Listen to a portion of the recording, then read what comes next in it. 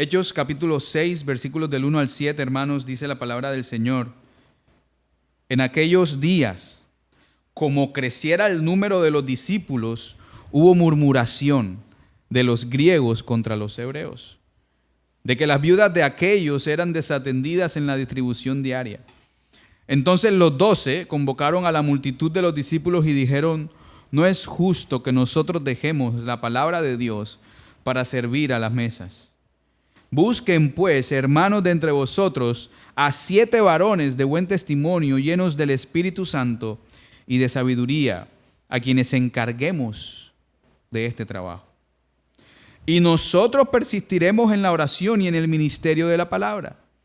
Agradó la propuesta a toda la multitud y eligieron a Esteban, varón lleno de fe y del Espíritu Santo, a Felipe, a Prócoro, a Nicanor, a Timón, a Parmenas y a Nicolás, prosélito de Antioquía, a los cuales presentaron ante los apóstoles, quienes orando les impusieron las manos. Y crecía la palabra del Señor, y el número de los discípulos se multiplicaba grandemente en Jerusalén. También muchos de los sacerdotes obedecían a la fe. Este es el segundo sermón de la serie que el pastor estaba comentando, las marcas de una iglesia saludable según Hechos. Es decir, todos los sermones que ustedes escuchen cuando vengamos nosotros acá a impartir van a ser basados en el libro de Hechos. ¿Qué dice el libro de Hechos que nos permita sacar de cómo debe ser una iglesia que goce de buena salud espiritual? El libro de Hechos tiene mucho para decir sobre eso, y este pasaje que acabamos de leer es el segundo sermón y es cómo Dios establece el liderazgo en su iglesia. Cómo Dios establece el liderazgo en su iglesia.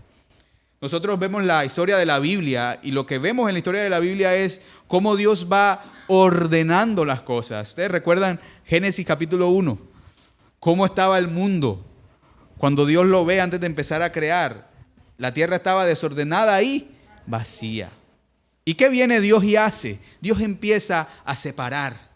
Dios empieza a poner orden. Yo no sé ustedes, pero por lo menos cuando yo voy a hacer, cuando mi esposa me manda a lavar ropa, a mí me toca clasificar la ropa. Yo no voy echando toda la ropa en la lavadora. Primero me gano un regaño. Segundo, puedo dañar la ropa también. No toda la ropa se trata igual, no a toda la ropa se le echa lo mismo, en fin. Yo lo que empiezo a hacer es clasificar. Okay, la ropa interior va por un lado, la ropa blanca va por este lado, la ropa de color oscuro va de este ladito. Y así me organizo mejor. Incluso ayer, casualmente, abriendo la ropa de mis hijos, que estaba toda empaquetada, abriéndola para que se secara. No me gusta abrir ropa, así como no me gusta tampoco lavar los chismes. Pero en los dos se aplica el mismo principio. Se hace más rápido o lo disfruto más cuando primero lo clasifico. Cuando primero clasifico los chismes, cómo los voy a lavar. Cuando primero clasifico la ropa, las camisas que van en gancho acá, los pantaloncitos mochitos van acá, y después empiezo, todas las camisitas en un ganchito y tal.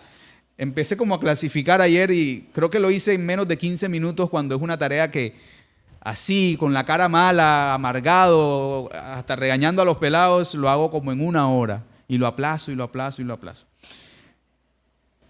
Pero Dios es un Dios de orden. Dios lo que empieza a hacer es clasificar. Es decir, Dios empieza a ordenar. Fíjate en tu cuerpo, el cuerpo de nosotros. El cuerpo de nosotros está compuesto de células. ¿Cuántas? Millones de células. Incluso se puede decir que hay billones de células.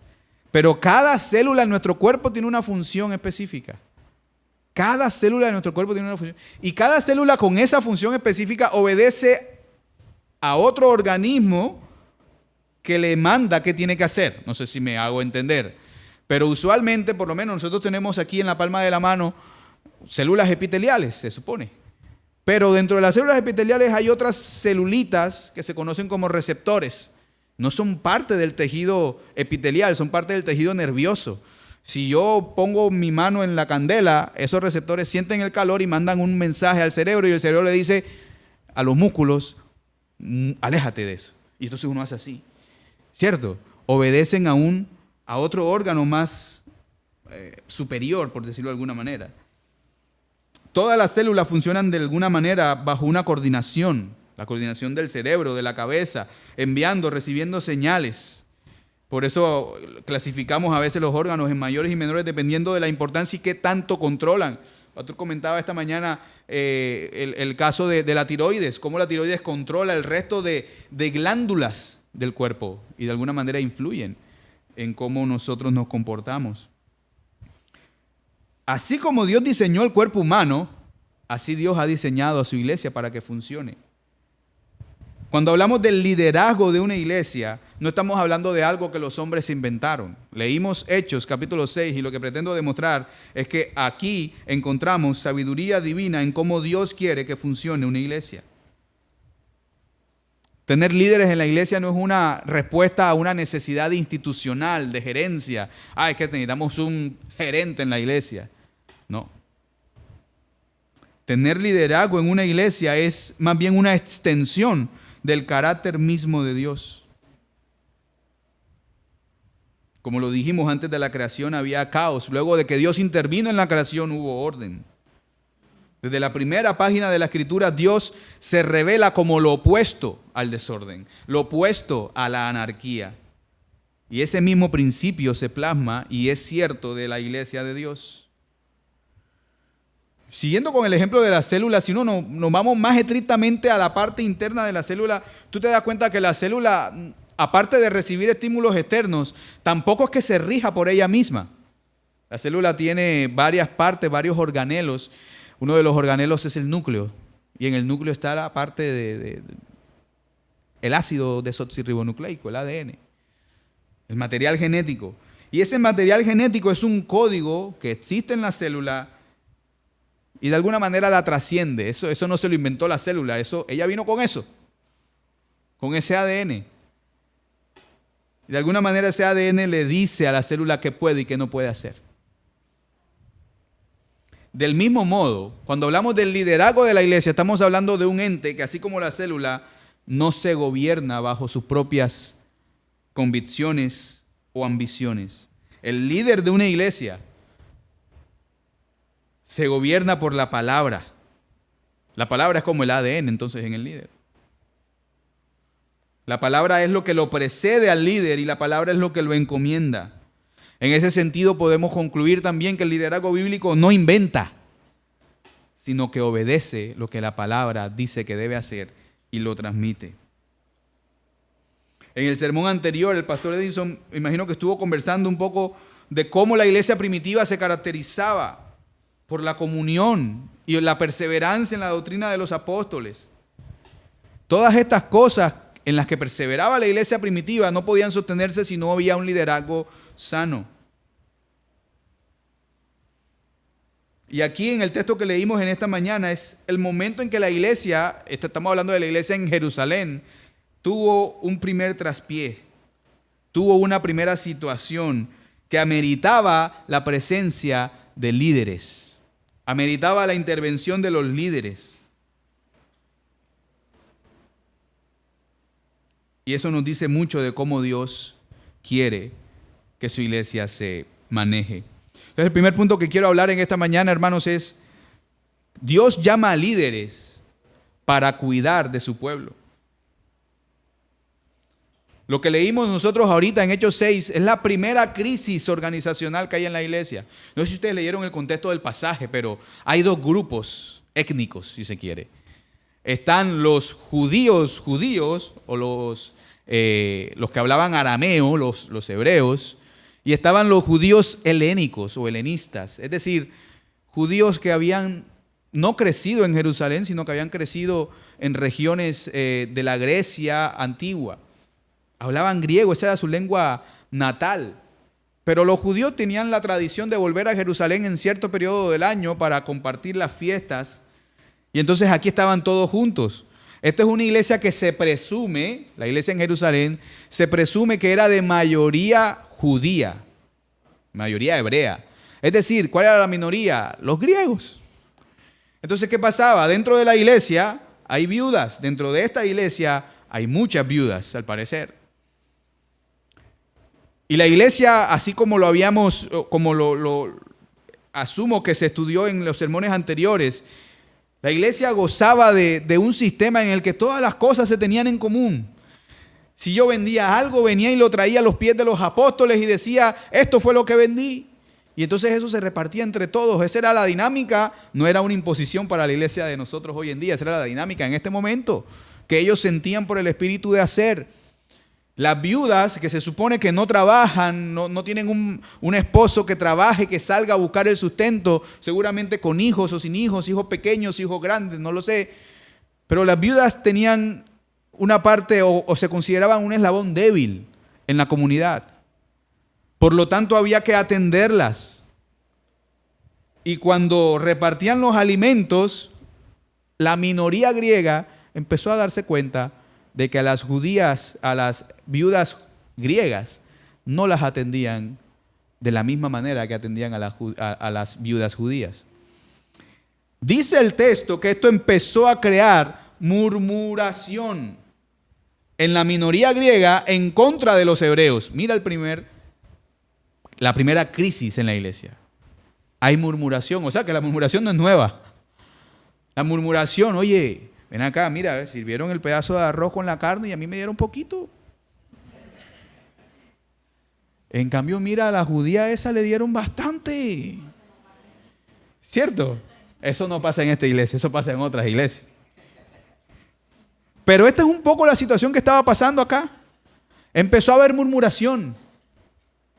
La murmuración no solamente sucede dentro de los muros de la iglesia, la murmuración también sucede cuando la otra persona iba a la casa de la otra judía y oye, yo tengo una duda, ¿a ti cómo te sirvieron la carne ayer?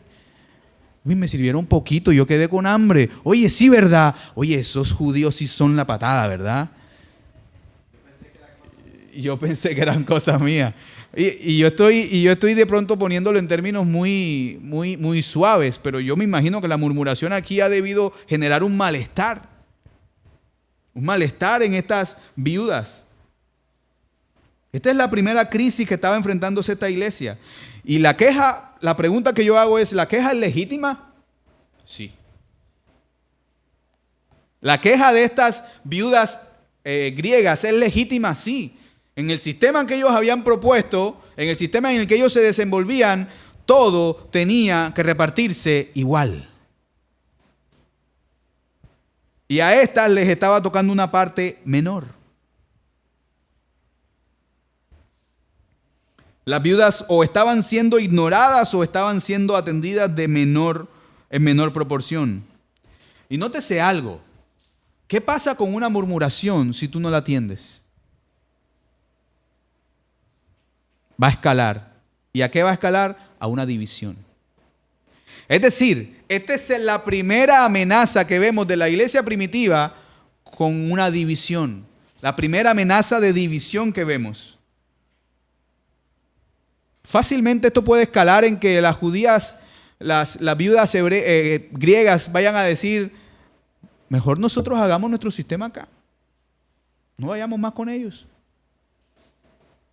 Hay un montón de otras implicaciones acá.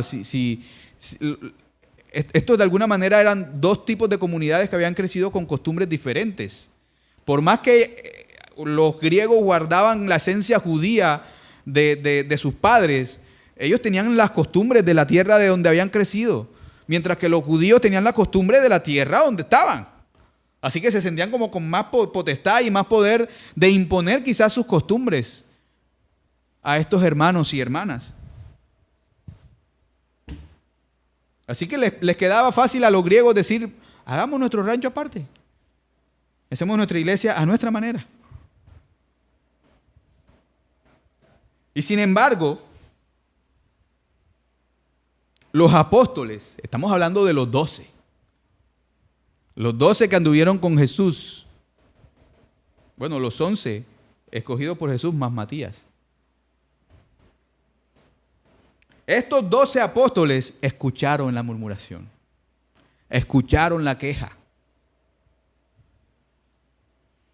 Esta era una grieta que si no se atendía podía destruir la unidad que el mismo Espíritu había traído en Pentecostés. ¿Tú te acuerdas la historia de Pentecostés ahí, unos capítulos atrás? estaban estos judíos griegos, y no solamente judíos griegos, habían judíos de todas las partes del mundo.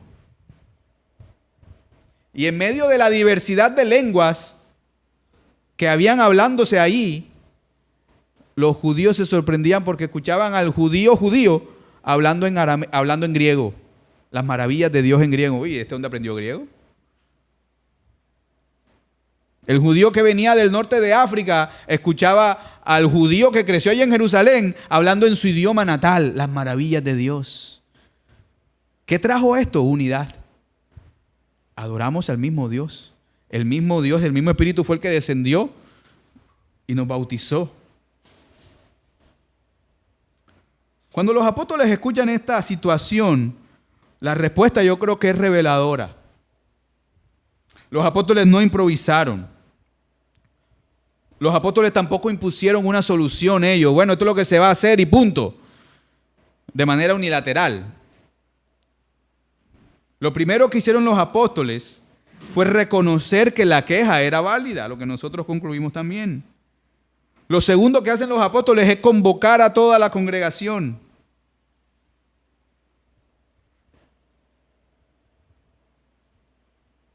Y luego empiezan a decirle a la iglesia qué es lo que se necesita hacer, a la congregación, qué es lo que se necesita hacer. Y esto que ellos articulan aquí, cuando toda la congregación está junta, va a regir el gobierno eclesiástico desde ese momento hasta hoy en día. Busquen entre ustedes a varones de buen testimonio, llenos del Espíritu Santo y de sabiduría. Hasta el día de hoy, este es un principio que debe regir la escogencia de los líderes en la iglesia. La iglesia necesita líderes reconocidos, no líderes reconocidos en el mundo. No, esta comunidad escoge a sus líderes porque esa persona es reconocida por su don de servicio dentro de ustedes mismos. La iglesia necesita líderes reconocidos, líderes llamados con criterios precisos. Aquí los dice los apóstoles, ya los acabamos de leer, de buen testimonio, llenos del Espíritu Santo y de sabiduría. La iglesia necesita personas así para que puedan cuidar al pueblo de Dios. Más adelante, en Hechos capítulo 20, versículo 28, Pablo le está escribiendo, despidiéndose de los ancianos de Éfeso con los que estaban reunidos, y les dice: por tanto, mirad por vosotros y por todo el rebaño en que el Espíritu Santo os ha puesto por obispos, para apacentar la iglesia del Señor, la cual Él ganó por su propia sangre. Hechos 20, 28. ¿Cuál es la fuente del liderazgo de acuerdo a ese pasaje? ¿Cuál es el origen del llamado a ser líder? Alguien se autoimpone como líder en una congregación. Mira lo que les dice Pablo: miren por vosotros y por el rebaño en el que el Espíritu Santo os ha puesto como obispos. El llamado viene de Dios. Es Dios el que pone los líderes. A diferencia de las campañas políticas, ahora que estamos en la coyuntura actual, usualmente se vota por el más popular, se vota por el que articule mejor las propuestas, se vota por... Así solemos hacerlo en los colegios. Vamos a elegir personero, bueno, el que hable mejor, el que prometa la piscina, el que prometa no sé qué. Pero con el liderazgo dentro de la iglesia, no se trata de la elocuencia de la persona. No se trata de cuán popular es esta persona. No se trata de qué tanto carisma tiene esta persona. Hay un nombramiento divino, es Dios el que llama. Y este llamamiento divino antecede cualquier proceso humano. Es decir, antes de que tú seas llamado como líder en este lugar, Dios ha tenido que haberte llamado como líder en este lugar. Nótese que esta congregación que vemos en Hechos 6 no se inventó los hombres que cogieron. Estos hombres estaban ahí, en medio de ellos. Los 7 hombres estaban allí. ¿Qué hizo la congregación con el llamado de los apóstoles? reconoció el liderazgo que estos 7 hombres tenían. Los reconoció y los presentó. Por eso hay una diferencia crucial entre fabricar líderes y reconocer a aquellos que ya han sido formados por Dios. Spurgeon, un predicador muy reconocido dentro del ámbito reformado, dice que el pastor no se hace en el seminario. Podemos decir lo mismo cambiando pastor por líder. El seminario afina lo que Dios ya estaba formando en el varón antes de que él supiera que sería pastor.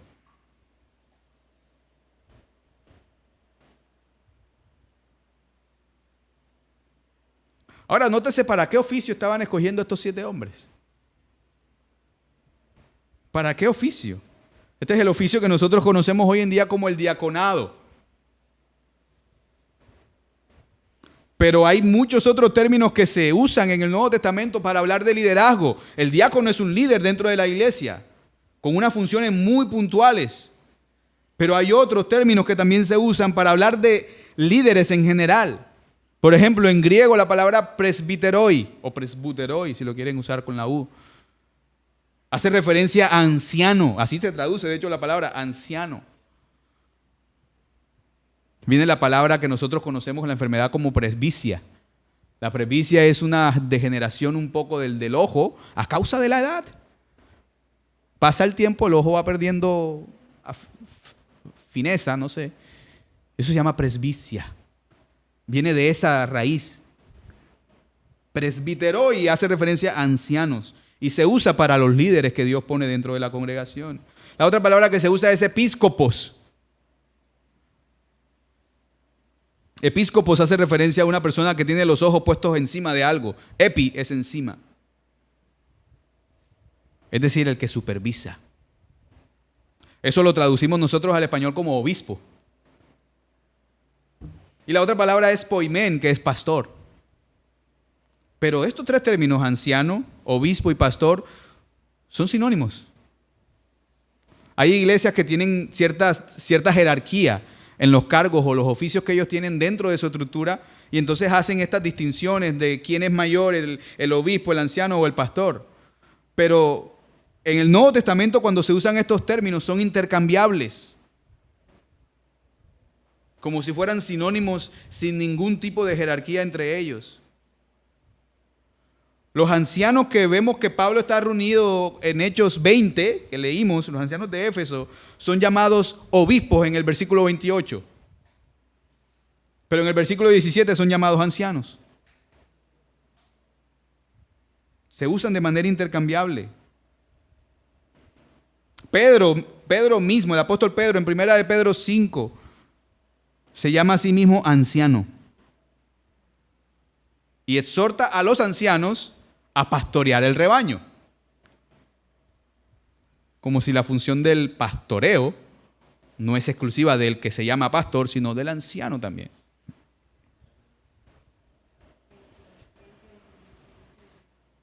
En ese mismo sentido, el diaconado, el diácono en una congregación, no es un oficio inferior, no es un cargo inferior. Es una función distinta, sí, pero también es una función santa y necesaria. Nosotros usualmente en el sistema de gobierno que estudiamos y que tenemos en la iglesia, tenemos 2 oficios principales, el oficio del anciano y el oficio del diácono. Anciano es toda aquella persona que, aparte de dedicarse a la supervisión de la iglesia, también se dedica a la enseñanza y al estudio de la palabra del Señor. El diácono es aquella persona que se encarga de asuntos más administrativos, si se quiere, más del cuidado del día a día de las personas en la iglesia, cuestiones logísticas. El diácono, por lo menos en la congregación tenemos un diácono. Ese diácono está pendiente de que no se pagaron los servicios. Ese diácono está pendiente de la recolección que se hace de compras semana tras semana y de decidir a qué familia o qué persona se le va a entregar la compra en esa semana. Es decir, el diácono tiene una comunión quizás todavía más íntima con la iglesia para saber dónde está la necesidad del cuerpo y atacar la necesidad allí. ¿Qué hicieron los diáconos que escogieron acá? Los 7 hombres piadosos que escogieron aquí. El texto dice claro, La necesidad era atender a las viudas griegas. Esa era la necesidad que había en la iglesia. Y estos 7 hombres, llenos del Espíritu Santo, llenos de sabiduría, de buen testimonio, los escogieron para esta labor, atender las mesas. Atender las mesas.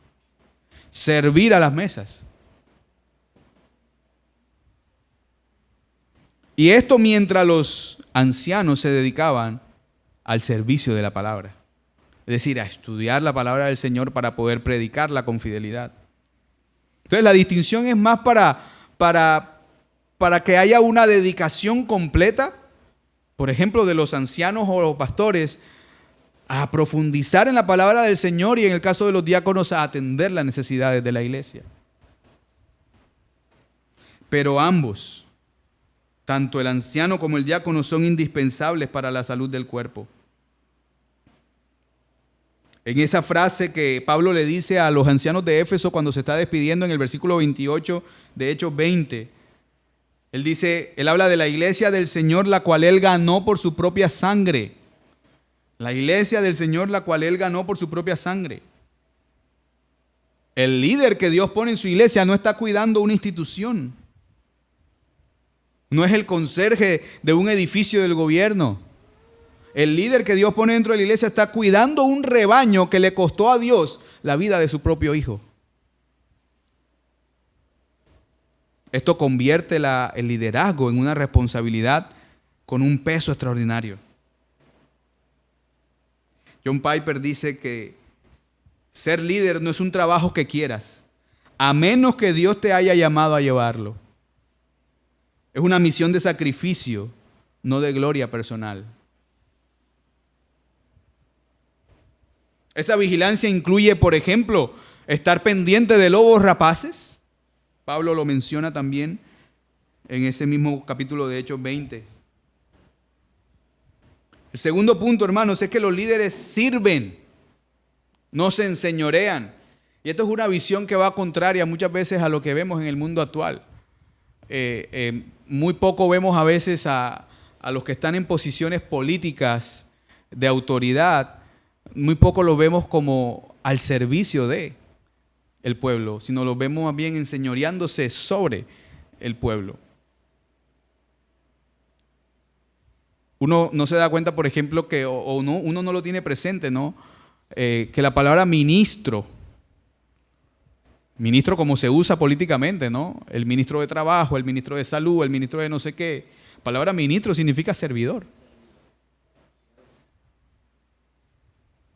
O sea, el ministro que nombró el presidente está para servir al pueblo en el área de la salud. Y lo que vemos es que el ministro lo que hace es imponer, a veces, al pueblo mayores cargas en lugar de servir al pueblo para aligerar su carga.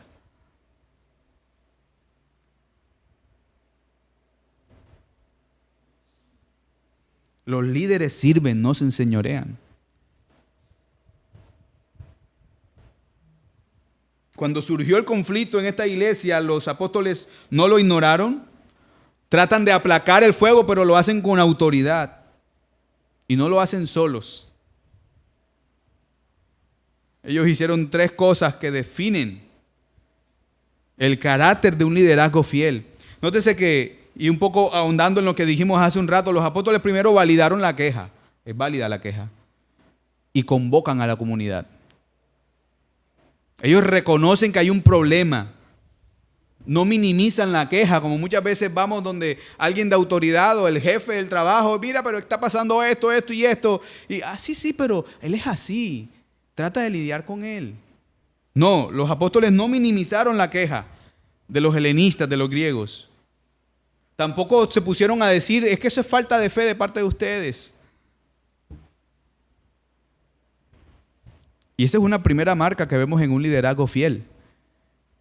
El líder fiel no tiene miedo de reconocer que hay grietas. No todo es perfecto.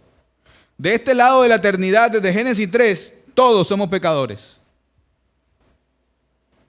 Así que todos somos imperfectos. Y un líder no tiene miedo de reconocer que esas grietas existen Porque la autoridad del líder no descansa en qué tan perfecto es lo que estoy haciendo. La autoridad del líder descansa en la integridad del servicio y en el Dios que le dio esa autoridad.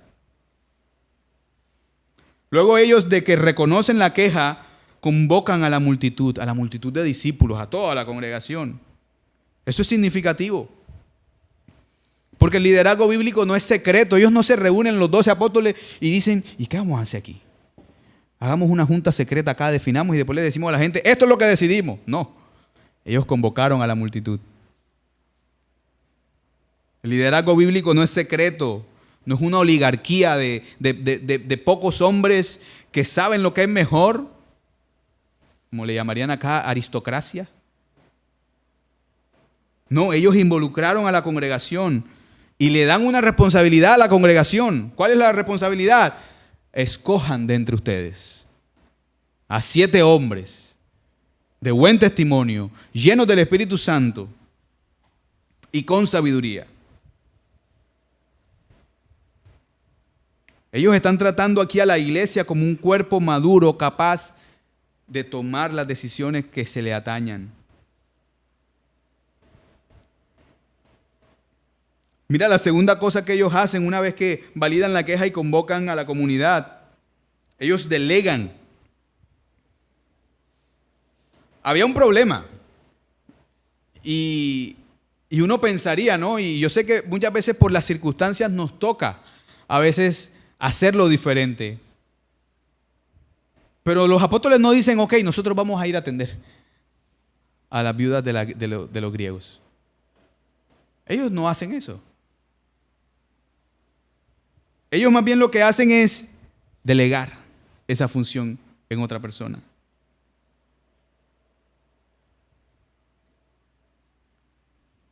Delegar en ese sentido es reconocer que en un cuerpo hay muchas personas con muchos dones, con muchos talentos diferentes a los míos. Nosotros en nuestra iglesia tenemos un hermano que es muy dado al servicio. No es diácono, pero se comporta como si fuera diácono. Cuando le toca servir en la puerta, él es de los que sale y si alguien se detuvo a ver el letrero, él sale y lo invita adentro. Es más, a veces los abraza y de manera inconsciente los va llevando hasta que los sienta en la iglesia. Yo lo admiro puntualmente porque él no tiene a veces el prejuicio social de que si es un loquito que va pasando, él lo abraza. Ya uno a veces va con la pinta, uno se echó perfume, uno va y uno dice, no, pero yo ¿cómo lo voy a abrazar? Este hermano va, lo abraza, le dice, Dios te ama, entra, ven. Una vez entró una persona con un olor muy fuerte. Incomodó a todo el resto de la iglesia porque estaba la iglesia cerrada. Con el aire y todo esto, así como acá. Incomodó el olor al resto de la iglesia. Pero fue una lesión para toda la iglesia también. Dios no hace acepción de personas, ¿por qué nosotros la vamos a hacer? Esta persona aceptó entrar. Déjala que reciba la palabra del Señor.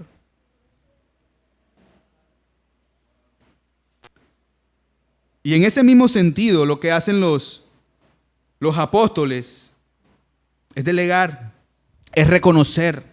Hay personas que lo pueden hacer mejor que yo. Yo de pronto no soy tan bueno como este hermano para, sobre todo un desconocido en la calle, saludarlo y decirle, mi hermano, entra, que el Señor tiene una palabra para ti. Yo no soy tan bueno para coger un desconocido de esa manera. Pero este hermano tiene ese don para hacerlo. Este hermano tiene ese don para meterse en la casa de un hermano y decirle a la familia de la persona que no es creyente, ven, vamos a estudiar la palabra del Señor. Eso lo hacen ciertas personas. Hay dones diversos dentro del cuerpo. Y aquí es necesario decir que una persona que es líder y que intenta abarcarlo todo, se agota más fácilmente. Se agota más fácilmente.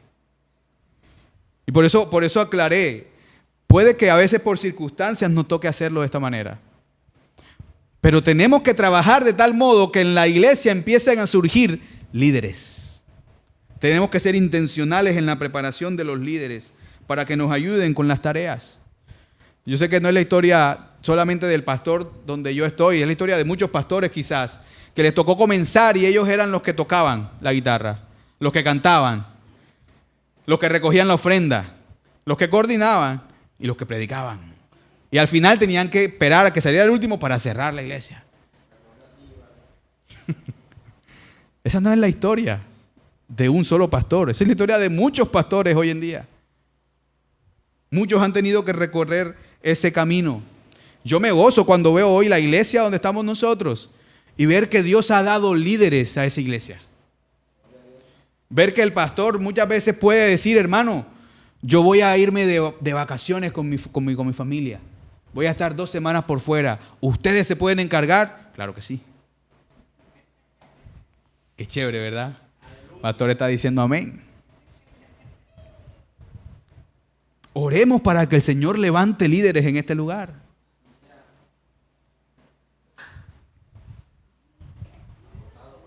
Que el Señor pueda darle también la sabiduría a los líderes de este lugar para poder ver los dones que hay en los demás hermanos y poder empezar a usarlos. Ahora, un detalle también es que el líder no espera que lo llamen para empezar a hacer las funciones del líder. El líder empieza a funcionar como líder aún si no lo llaman. Yo les decía el ejemplo del hermano que tenemos en la iglesia. Él se comporta como diácono aunque él no sea nombrado diácono. Él está pendiente, hermano, no hay agua en los baños. ¿Qué será? Hermano, ¿puede revisar la motobomba? Él va y la revisa. La motobomba está bien, voy a subir al 3er piso. Es el 4º piso donde tiene que subir él. Y va, lo sube, revisa el tanque para ver si está algo fallando allá arriba. No lo tenemos que mandar. No hay que mandarlo. Él mismo dice, hermano, tú puedes venir este sábado. ¿Por qué, hermano? ¿Qué? Estas sillas están sucias, vamos a lavarlas. Nadie le está diciendo que lo haga, pero el Señor pone en él el sentir. Se comporta como diácono sin serlo. Por eso nosotros decimos que la iglesia necesita un liderazgo plural, son de varios hombres. Y esto no es una especie de concesión democrática, dice un pastor del siglo pasado, James Montgomery Boyce. Es una salvaguarda teológica contra la tiranía y contra la parcialidad. Nadie puede comprar, dice Boyce, a 7 hombres con la misma facilidad con que puede corromper a uno. Por eso abogamos por un liderazgo plural. Y nota este detalle finísimo aquí en este pasaje. Cuando tú lees los nombres de los 7 hombres que escogieron, yo les dije que eran 2 etnias que estaban en pelea. Una mayoría judía y una minoría griega. Estos nombres, Esteban, Felipe, Prócoro, Nicanor, Timón, Parmenas y Nicolás. Todos nombres griegos. Todos nombres griegos. Es decir, ellos no solamente validaron la queja de estos hermanos y de las viudas, sino que además para dirigirse al problema dejan la solución en las manos de esta misma minoría.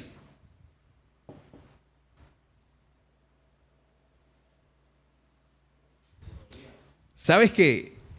Esto es una demostración también de que en la iglesia, el servir en la iglesia es un ejercicio de amor. Y ese ejercicio de amor debe disipar cualquier sospecha. Ellos no tenían sospecha en estos hermanos de que ahora como estos se iban a desquitar, ahora le vamos a dar menos a ellos y más nosotros. No, no había esa sospecha. Lo hacemos por amor, por servir al Señor. Y confiaban de que estos hombres de buen testimonio, llenos del Espíritu Santo y llenos de sabiduría, lo iban a hacer con justicia. Esos eran las exigencias del cargo. Varones de buen testimonio, llenos del Espíritu Santo y de sabiduría. Nótese que ellos no están pidiendo habilidades gerenciales, ¿no? Necesitamos que sea administrador de empresa, que tenga una maestría en gerencia de proyectos. No. Llenos del Espíritu Santo, de buen testimonio y de sabiduría.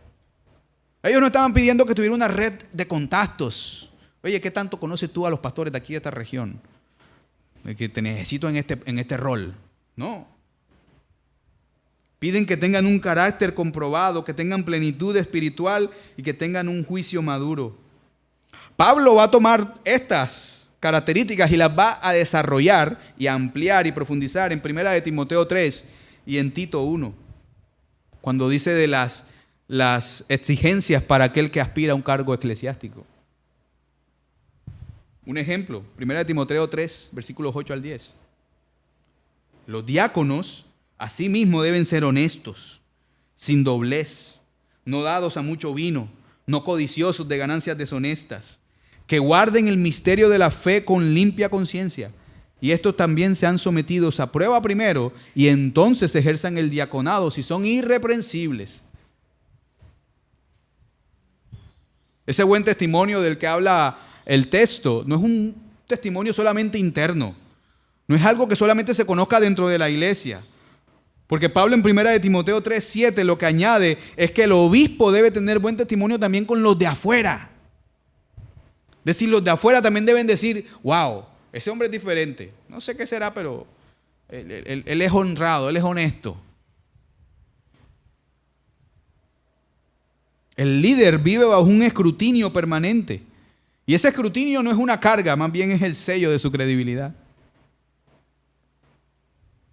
John Owen dice o dijo, nunca será un buen pastor de almas aquel que no cuide con vigilancia la integridad de su propia alma. El orden de las palabras en Hechos 20:28 que Pablo le dice a los ancianos en Éfeso, dice Owen, no es accidental. Porque primero dice, mirad por vosotros mismos, y luego dice, mirad por todo el rebaño. Primero me cuido yo y reviso que yo esté en orden para después poder cuidar de otros. El proceso culmina con la imposición de manos de los apóstoles sobre estos hombres. Un reconocimiento público, una ceremonia pública donde los apóstoles oran e imponen sus manos. Esto no es una especie de magia, no es una especie de transferencia de poder como se cree.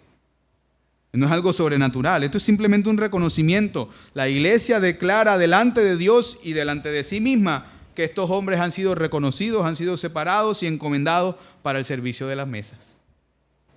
En el caso de los diáconos. Esto es lo que nosotros conocemos como ordenación. La ordenación es el sello público de un llamado que ya existía. Uno de los profesores más reconocidos en la historia del seminario Westminster, ahora que el pastor mencionó al inicio, se llama Gerhardus Voss. Tiene todo un material sobre teología bíblica, tanto así que Westminster enseña teología bíblica en la tradición de Gerhardus Voss. Y este profesor dice lo siguiente: la imposición de manos no confiere gracia, sino que declara ante la congregación lo que Dios ya ha obrado en el varón.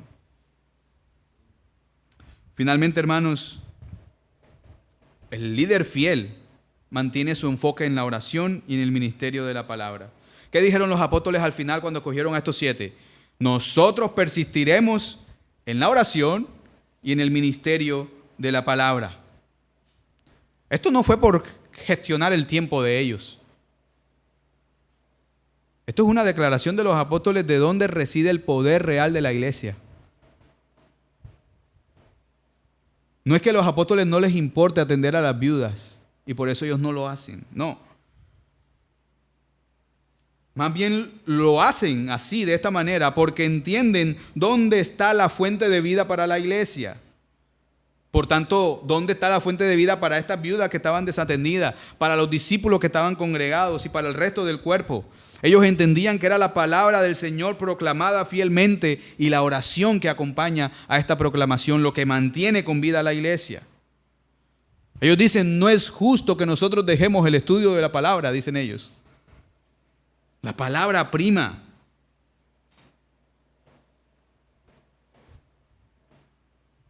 Y esa expresión no es justo, es más fuerte de lo que suena en español. Porque no es justo suena como a queja. No es justo, papi, no es justo. Ellos dicen, no es justo que nosotros dejemos la palabra de Dios. El término griego es una palabra que se pronuncia arestón. Y quiere traducir como que no es aceptable, no es apropiado, no está bien. Abandonar la palabra para hacer cosas buenas, porque atender a las viudas era algo bueno. Abandonar la palabra para hacer cosas buenas, incluso cosas necesarias como ayudar a los pobres, es de alguna manera una traición al encargo principal del liderazgo pastoral. Por eso a veces uno se sorprende de hombres que han sido llamados a ser pastores de una iglesia y de repente abandonan el liderazgo de la iglesia porque quieren ser, no sé, senadores de la República. Eso por poner un ejemplo pequeño. Abandonar el estudio de la palabra para dedicarte a algo que parece bueno es una traición al llamado que Dios te ha hecho. Ahora, cuando se empieza a perder la centralidad de la palabra, la iglesia no desaparece enseguida. No, mañana ya dejó de existir la iglesia. No, la iglesia empieza levemente un proceso de transformación. Empieza a pasar de ser iglesia a volverse una especie de organización benéfica. Dejamos de ser iglesia y nos convertimos en fundación. Aquí regalamos alimentos a los pobres, aquí damos ofrenda y podemos ayudarte con cosas que tú necesites. Conserva ciertas formas, pero pierde el poder. Poder que solo reside en la palabra de Dios siendo proclamada fielmente. Recordemos lo que Pablo dice en Romanos 10, 17. Así que la fe es por el oír y el oír por la palabra de Dios. Los apóstoles tenían claro que predicar la palabra sin una doctrina bíblica rigurosa es como un bisturí sin filo. Un cirujano con un bisturí sin filo puede hacer los movimientos, pero no va a cortar. Ese bisturí no va a cortar, no va a hacer la incisión, no va a poder operar. Así mismo es una iglesia sin doctrina bíblica. Los apóstoles se refieren a la oración en términos de que van a persistir en la oración. Es como una adherencia tenaz, una perseverancia con constancia. Esto no parece como nosotros muchas veces vemos la oración, a veces opcional. Ay, hoy no oré, yo tengo mucho sueño, mañana oro. Persistir en la oración. Los líderes deben estar atados y sujetos a la oración. Debe ser una ocupación constante que reconozca el esfuerzo humano. Pero reconocer el esfuerzo humano en la labor de arar la tierra es en vano si no viene acompañado de la bendición de Dios. J.C. Ryle dice que la diferencia entre un cristiano fiel y un cristiano mediocre está en sus hábitos de oración. Dice, no te asombres de que haya tan pocos hombres fuertes en la fe. Pregúntate, ¿cuánto tiempo pasan de rodillas? La oración es necesaria. La oración no era un añadido devocional que tenía la iglesia. La oración era el trabajo real de la iglesia. Lo demás, la predicación, el servicio a la mesa, la administración de los sacramentos, fluye del manantial de la oración.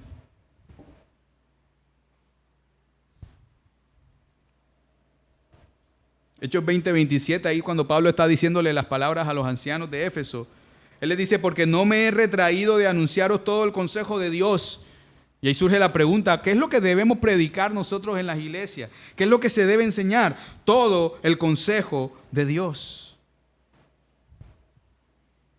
Haciendo referencia a que la fidelidad que el líder debe tener es a todo, sin concesiones. No, este pasaje no lo voy a predicar porque se me arma la gorda en la iglesia. Predicar fielmente no es escoger un mensaje inspirador aquí y un mensaje inspirador de allá. Predicar fielmente es una exposición sistemática, íntegra y sin adulteraciones del consejo de Dios, de su soberanía, de la ira de Dios, del pecado humano, del arrepentimiento, de la gracia.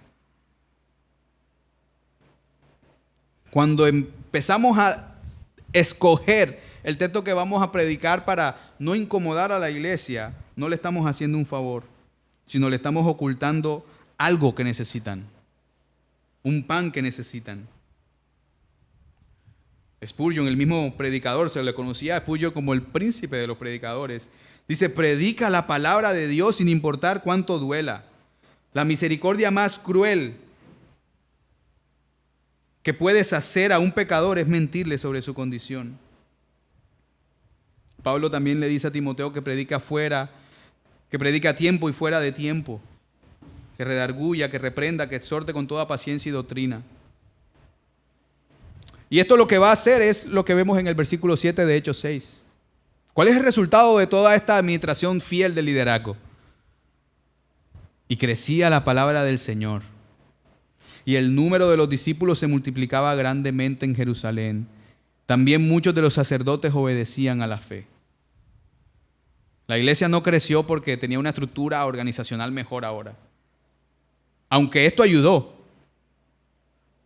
Pero la iglesia creció porque la palabra corrió libre, porque la palabra fue predicada fielmente, sin obstáculos. Fue predicada por hombres que tomaron en serio su labor y la proclamaron sin ninguna vergüenza. Ser una iglesia organizada no es el fin en sí mismo. Es un cauce que permite que la palabra corra sin represamiento.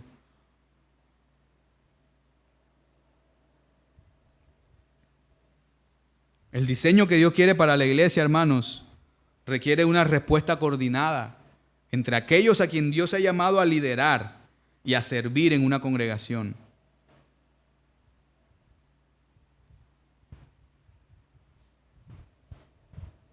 Por eso para la congregación, este texto y este sermón debe ser un llamado a reconocer a los líderes, a someternos a los líderes y a interceder por nuestros líderes. Orar al Señor por ellos.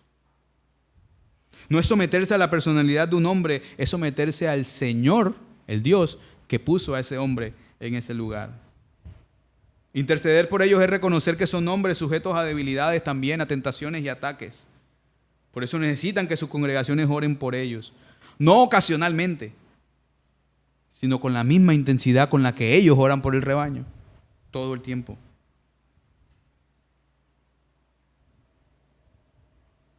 Y retomando, para aquellos que serán reconocidos como líderes, el llamado es orgánico. Los hombres de Hechos 6 ya estaban ejerciendo roles de liderazgo, ya estaban sirviendo antes de ser nombrados. De Esteban dice que ya era un varón de fe y lleno del Espíritu Santo. No fue que se llenó de fe y del Espíritu Santo cuando fue llamado. La pregunta es, ¿cómo estás tú creciendo en tu fe para poder ejercer el servicio que Dios te está llamando a hacer? El llamado es orgánico. La iglesia no inventó el carácter de estos hermanos, lo reconoció. Si Dios te está llamando a servir en esta iglesia, la señal no va a ser una visión que vas a tener. La señal será la evidencia de que ya estás sirviendo, de que otras personas ven tu servicio y de que la carga del pueblo de Dios pesa en tu corazón de una manera que no puedes ignorarla.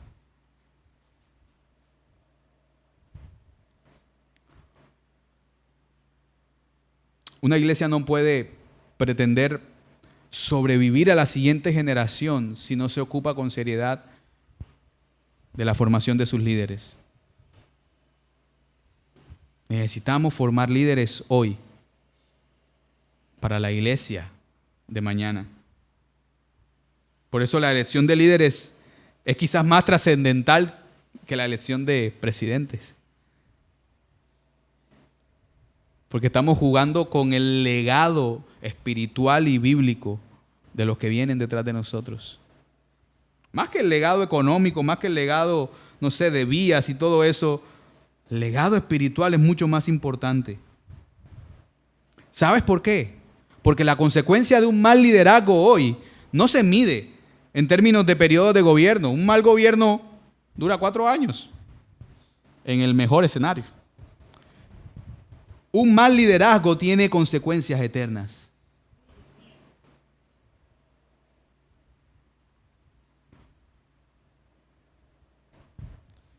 Quiero terminar con esta frase de Juan Calvino.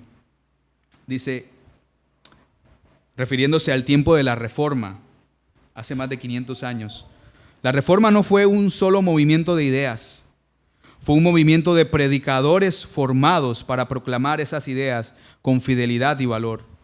La iglesia siempre será tan fuerte como los hombres que Dios ponga en sus púlpitos. Dios está haciendo un llamado. Pregúntate tú si Dios te está llamando a ti a servirle como estos hombres fueron llamados al servicio de las mesas. Recuerda que la confianza de nosotros no descansa en hombres perfectos, descansa en la palabra de su gracia.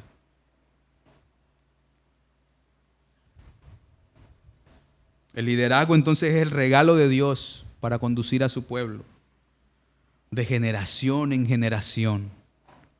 Así ha sido desde la iglesia primitiva y así será hasta que el príncipe de los pastores aparezca.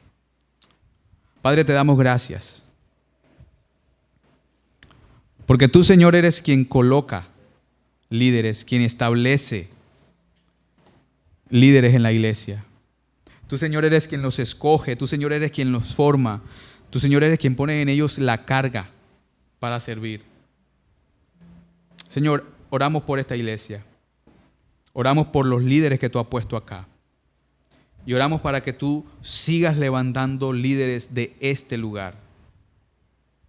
Líderes para que ayuden en la enseñanza, líderes para que ayuden en el servicio, no solamente de tu palabra, sino en el servicio de las necesidades que hay en medio. Mira el corazón de cada varón en este sitio. Mira el corazón, Señor, de cada persona acá. Si en ellos, Señor, están estas cualidades que se buscaron en estos 7 varones, de buen testimonio, llenos de fe y del Espíritu Santo, pon en ellos, Señor, el deseo y el peso por el servicio. Que sea más evidente cada vez para ellos las necesidades que hay en medio de la comunidad. No solamente necesidades materiales, sino necesidades espirituales. Y que eso les anime, Señor, a querer crecer, a querer profundizar en tu conocimiento para poder hacer un mejor servicio cada día. Todo esto lo rogamos en el nombre de tu Hijo Jesús. Amén.